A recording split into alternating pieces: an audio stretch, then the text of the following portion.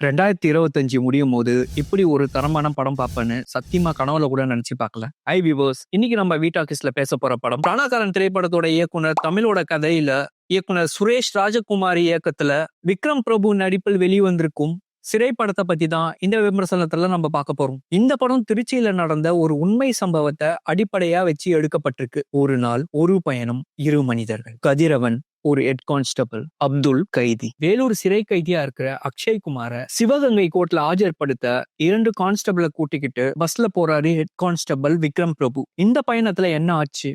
அக்ஷய் யார கொலை பண்ணாரு? அதுக்கு தண்டனை கிடைச்சதா இல்லையா? ஹெட் கான்ஸ்டபிளான விக்ரம் பிரபு அவருக்கு உதவினாரா இல்லையா? அக்ஷய் அவரோட காதலியோட இணைஞ்சாரா இல்லையா? அப்படிங்கிற ஏகப்பட்ட கேள்விகளுக்கு பதில் தான் இந்த படத்தோட மீதி கதை.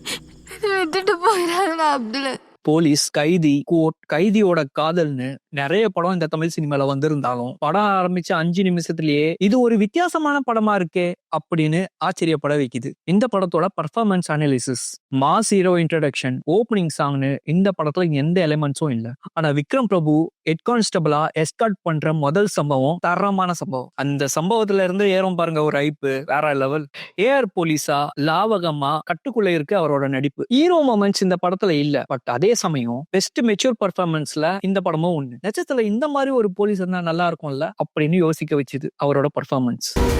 அப்துல், அக்ஷய் குமார் படம் முழுக்க உணர்ச்சியை சுமக்கிற கேரக்டர் அவரோடது. அவரோட கெட்டப், பாடி லாங்குவேஜ் அவ்வளவு ரியலிஸ்டிக்கா இருந்தது. நிறைய இடங்கள்ல அவரோட பர்ஃபார்மன்ஸ்க்கு தீனி போடுற மாதிரி சீன் அமைஞ்சிருந்தது. அதுல ஒரு நல்லவா ஸ்கோர் பண்ணியிருந்தாரு. சிவகங்கை கிராமத்துல வாழற ஒரு கிராமத்து பெண்ணா நடிச்சிருக்காங்க, வாழ்ந்திருக்காங்க படத்தோட ஹீரோயின் புதுமுகம் அனிஷ்மா. விக்ரம் பிரபு மனைவியா வர அனந்தா தம்பிராஜோட பர்ஃபார்மன்ஸ் சில காட்சிகளே வந்தாலும் நீட்டா இருந்தது. இதை தவிர ஹீரோவோட அம்மாவா வர அந்த கேரக்டர், ஹீரோயினோட அம்மா, அக்கா, மாமா, நீதிபதி PL தேனப்பன், இன்னொரு நீதிபதினு அவங்க பர்ஃபார்மன்ஸ செம்ம நீட்டா பண்ணியிருக்காங்க. இந்த படத்தோட டெக்னிக்கல் ஆஸ்பெக்ட் இயக்குனர் சுரேஷ் ராஜகுமாரி டைரக்டர் வெற்றிமாறனோட அசிஸ்டன்ட் டைரக்டர்னு ப்ரூவ் பண்ணியிருக்காரு. Realistic police procedure, unnecessary commercial element இந்த படத்துல சுத்தமா இல்ல. டயலாக்ஸ்லயே இந்த படத்தோட எமோஷன்ஸை கேரி பண்ணியிருக்காரு. சில சீன்ஸ் ஸ்லோவா இருந்தாலும் அந்த ஸ்பேஸ் தான் படத்துக்கு வெயிட்டேஜ் தருது. ஆயுதப்படை போலீஸ்க்கு இருக்கிற பிரச்சனைகள், அவங்க எதிர்கொள்ற சவால்கள், கீழ்கோட்டு விதிகள்னு விறுவிறுப்பா கதை சொல்லியிருக்கு திரைக்கதை. முஸ்லிம்ஸ் அவங்களுக்கு இருக்கிற பிரச்சனைகள், சமூகம் அவங்களுக்கு கொடுத்த முத்திரைகள், கட்டுப்பாடுகள்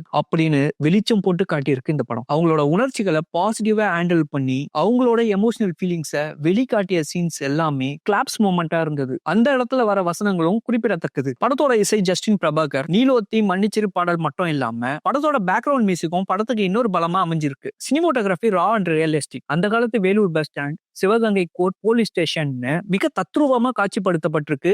ஒளிப்பதிவாளர் மாதேஷ் மணிக்கத்தோட cinematography. Editing, first half tight cut shot, second half சில இடங்கள்ல மெதுவா பட் நேர்த்தியா கட் பண்ணியிருக்காரு எடிட்டர் பிலமெண்ட் ராஜ். இந்த படத்தோட டீப்பர் லேயர், இந்த படம் பேசும் விஷயங்கள், கேட்கும் கேள்விகள், system bias, faith with humanity, police vs conscience, judgement vs compassion, சூழ்நிலை கைதிகள், நீதி வெஸ் கருணைங்கிற கான்ஃபிளிக்ட். குற்றவாளி யார்? மனுஷங்க தப்பு பண்ணா சட்டங்கள் தண்டிக்குது, ஆனா சிஸ்டம் தப்பு பண்ணா யார் தண்டிக்கிறது அப்படிங்கறத கேள்வியை முன்வைக்குது இந்த படம். Realistic, painful and honest cinema. இந்த படத்தோட positives: strong emotional moment, excellent performance and realistic treatment. இந்த படத்தோட நெகட்டிவ்ஸ்: சில சீன்ஸ்ல ஸ்லோ மொமெண்டம் தோணுச்சு, பட் அதை தவிர்த்து பார்த்தா இது ஒரு தரமான படம், இதுல எந்த சந்தேகமும் இல்லை. இந்த படத்தோட ஃபைனல் வேர்டிக்ட்: சிறை ஒரு என்டர்டெயின்மெண்ட் படம் இல்ல, பட் அதே சமயம் இது மனசாட்சி சார்ந்த படம். லா வெஸ் ஹியூமனிட்டி பத்தி பேசுற படம்.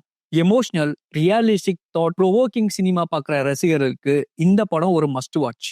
ஒரு வழியா 2025ல ஒரு தரமான படம் பார்த்த திருப்தி எனக்கு ஏற்பட்டுச்சு. இந்த படம் நீங்க பார்த்துட்டீங்களா? உங்களுக்கு இந்த படம் எப்படி இருந்தது? கமெண்ட் செக்ஷன்ல சொல்லுங்க. அதே போல இன்னொரு மூவி ரிவ்யூ ஷோல நான் உங்களை சந்திக்கும் வரை this is we signing of.